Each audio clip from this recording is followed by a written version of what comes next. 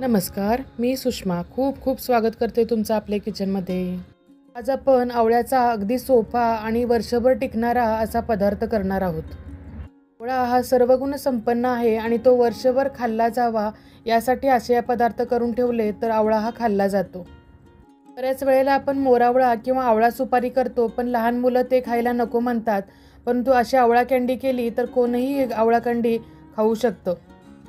आवळ्यामध्ये C विटॅमिनचं प्रमाण भरपूर असतं आणि ते स्किनसाठी आणि सौंदर्यासाठी फार महत्त्वाचं असतं। तर आपण आवळा हा वर्षभर खाल्ला जावा यासाठी आपण ही आवळा कँडी तयार करणार आहोत। या कँडीची रेसिपी अतिशय सोपी आहे आणि अतिशय चविष्ट अशी ही कँडी लागते। ही प्रवासासाठी म्हणाल तर अत्यंत उपयुक्त असा हा पदार्थ आहे। चला तर वेळ न घालवता आपण आवळा कँडी करायला घेऊया। इथं मी कँडी करण्यासाठी अर्धा किलो आवळे घेतलेले आहेत आणि आवळे जरा मोठी मोठी बघून घ्यायचे आणि ज्याला डाग नसतील असे आवळे घ्यायचे आणि आवळे घेताना नेहमी फ्रेश आवळे घ्यायचे, मऊ पडलेले आवळे घ्यायचे नाहीत। बऱ्याच वेळेला डागाळलेले आवळे असतात आणि ते आवळे वर्षभर टिकू शकत नाहीत, त्यामुळे कडक आणि बिन डागाळलेला असा आपण आवळा हिरवागार बघून घ्यायचा आहे आणि कडक टणक असलेलाच आवळा आपण घेणार आहोत। आवळे आता आपण स्वच्छ धुवून घेतलेले आहेत आणि एका सुती कापडाने आपण स्वच्छ पुसून घेतलेले आहेत। कँडी करण्यासाठी आपण आधी आवळे वाफवून घेणार आहोत। त्यासाठी आपण खाली पाणी ठेवलेलं आहे गॅसवरती मोठ्या पातेल्यामध्ये आणि त्यावरती आपण अशी पुरणाची चाळण ठेवून घेणार आहोत।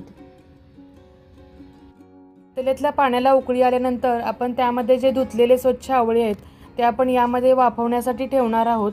आवळे स्वच्छ पुसून घ्यायचे आहेत, पाण्याचा कुठेही लवलेश नसला पाहिजे आणि यामध्ये सगळे आवळे आपण वाफवण्यास ठेवणार आहोत। आता हे सगळे आवळे आपण झाकण ठेवून साधारण 15 ते 20 मिनिटं छान वाफवून घेणार आहोत। साधारण 20 मिनिटं झालेले आहेत, तर आता आपले आवळे वाफवलेत का पाहूया आपण। पाहू शकता आपल्या आवळ्यांना चिरा गेलेले आहेत, म्हणजे आवळे आपले वाफवलेले आहेत। ते असे आवळे फुटल्यासारखे दिसतात आपल्याला, म्हणजे आपले आवळे वाफवून झालेले आहेत। छान आवळ्यामधून वाफही येत आहे। तर आता हे आवळे आपण खाली घेऊन थंड करणार आहोत। थंड खूप जास्तही करायचे नाही आहेत। आता हे आवळे थोडे कोमट असतानाच आपण सोलून घेणार आहोत। प्लेटमध्ये आपण आवळे फोडणार आहोत। ती प्लेटही अगदी कोरडी पाहिजे, पूर्ण अजिबात पाणी नसलं पाहिजे त्यामध्ये। आता मी दाखवते त्या पद्धतीनं आपण आवळ्याच्या पाकळ्या काढून घेणार आहोत। एक एक पाकळी अशी मोकळी करून घ्यायची आहे आणि त्यातला बी आणि जो देठ असतो तो काढून टाकायचा आहे आपण। आवळे गरम असतानाच हे काम करायचं आहे। खूप भाजतं, थोडंसं कोमट झालं की आपण हळूहळू सोलून घ्यायचं, नाहीतर फोकनं जरी तुम्ही किंवा चमच्यानं जरी सोलले तरी चालू शकतं, कारण गरम असतानाच आपण यामध्ये साखर घालणार आहोत। नाहीतर मग साखर वितळत नाही आणि आवळा कँडी आपली व्यवस्थित बनत नाही। अशाच पद्धतीनं आपले सगळे आवळे आपण सोलून घेणार आहोत। आता आपले आवळे सगळे सोलून झालेले आहेत। आवळ्याला कुठं डाग असेल तोही सुरीने आपण कट करून काढून घेऊ शकता, म्हणजे मग काळपट आपला कलर राहत नाही आवळा कँडीला। आता कँडी बनवण्यासाठी आपण जेवढे आवळे सोललेले आहेत त्या आवळे मोजून घेणार आहोत आपण। इथंही मेजरिंग कप मी घेतलेला आहे, त्यानुसार आपण कपनी मोजून घेणार आहोत आपल्या आवळा किती होतोय तो। साधारण माझे कपनुसार 2 कप आवळा आपण मोजून घेतलेला आहे। आवळा वाफवल्यानंतर नेहमी कधी मोजायचा असतो, ज्या प्रमाणात आवळा असतो त्या प्रमाणातच साखर यामध्ये घालतात, की जेणेकरून आवळा अजिबात आंबट लागणार नाही। बऱ्याच जणांना आवळा कँडी खाल्ल्यानंतर दात लसतात, का तर त्यामध्ये आंबटपणा खूप जास्त राहतो। जर तुम्ही या प्रमाणात आवळा कँडी बनवली तर तुमची आवळा कँडी खूप सुंदर गोडसर अशी बनेल। आता यामध्ये चवीनुसार मी इथं सैंधव मीठ घातलेलं आहे 1.5 चमचा आणि यामध्ये मी साखर घालणार आहे। इथं आपण साधी साखर वापरलेली आहे, ती मी जेवढा आवळा आहे तेवढीच मी साखर घालणार आहे। तुम्हाला जर कमी घालायची असेल तर तुम्ही निम्मी साखर घालू शकता, परंतु त्यामुळं काय होतं, आंबट होते आवळा कँडी आणि एवढी खाल्ली जात नाही, म्हणजे वयस्कर लोकांना खाता येत नाही। त्यामुळे जेवढा आवळा असेल तेवढी तुम्ही साखर घातली तर खूप सुंदर अशी आवळा कँडी बनते। आवळा कोमट असतानाच त्यामध्ये आपण साखर घालून घेणार आहोत, की जेणेकरून आवळ्यामध्ये साखर छान मुरते। सध्या गुळ पावडरही मिळते, बऱ्याच जणांना गुळाची आवळा कँडी आवडते, परंतु ती खूप चॉकलेटी कलरची बनते, त्यामुळे मी अशी पांढऱ्या कलरचीच आमच्या घरी आवडते। तर गुळ पावडर घालूनही तुम्ही अशी आवळा कँडी बनवू शकता। आता हे साखर आणि आवळे मीठ एकदम व्यवस्थित सगळं मिक्स करून घेणार आहोत आपण। हे छान आवळ्यांना साखर आपली लागली पाहिजे असं आपण मिक्स करून घेणार आहोत। त्यामध्ये थोडंसं अजून मीठ मी घातलेलं आहे, थोडं कमी वाटत होतं म्हणून मी थोडा अर्धा चमचा अजून मीठ घातलेलं आहे। आता ही कँडी पूर्ण साखरेमध्ये मिक्स केलेली आहे। तर आता आपण ही काचेच्या बरणीमध्ये भरून ठेवणार आहोत। ही कँडी नेहमी काचेच्या बरणीमध्ये भरायची म्हणजे त्याचा कलर चेंज होत नाही। प्लॅस्टिकच्या बरणीमध्ये भरली तर ह्याचा कलर चेंज होतो किंवा स्टीलच्या बरणीमध्ये तर भरूच नाही का तर त्याला होल्स पडतात। आता हे साखर आणि आवळ्याचं मिश्रण आपण एका बरणीमध्ये भरून ठेवणार आहोत।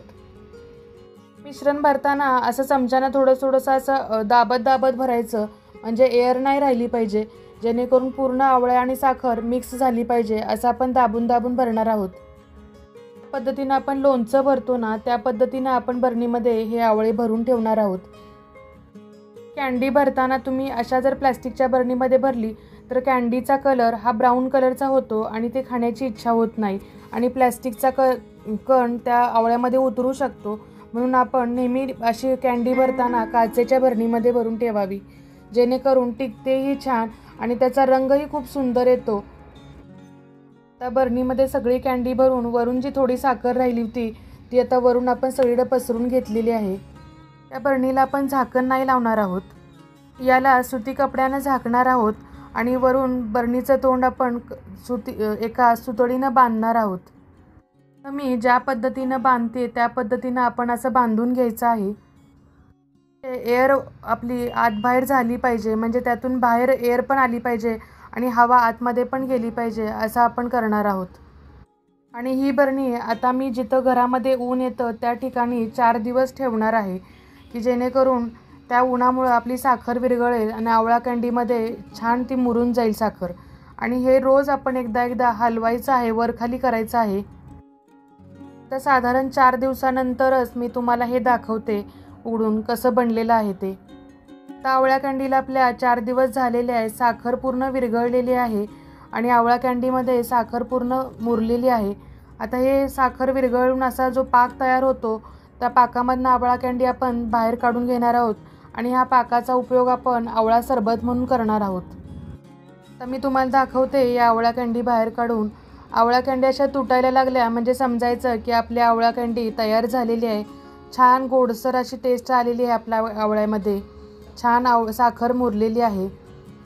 आता या पाकातून एक कँडी आपण काढून ताटामध्ये एक ठेवून देणार आहोत।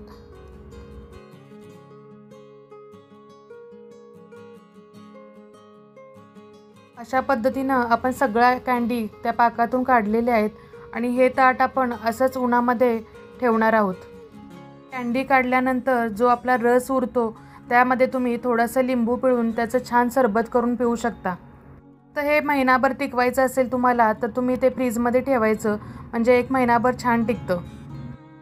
तर ह्या उन्हामध्ये कँडी अशा 4 दिवस छान वाळवून घ्यायच्या म्हणजे वर्षभर छान टिकतात।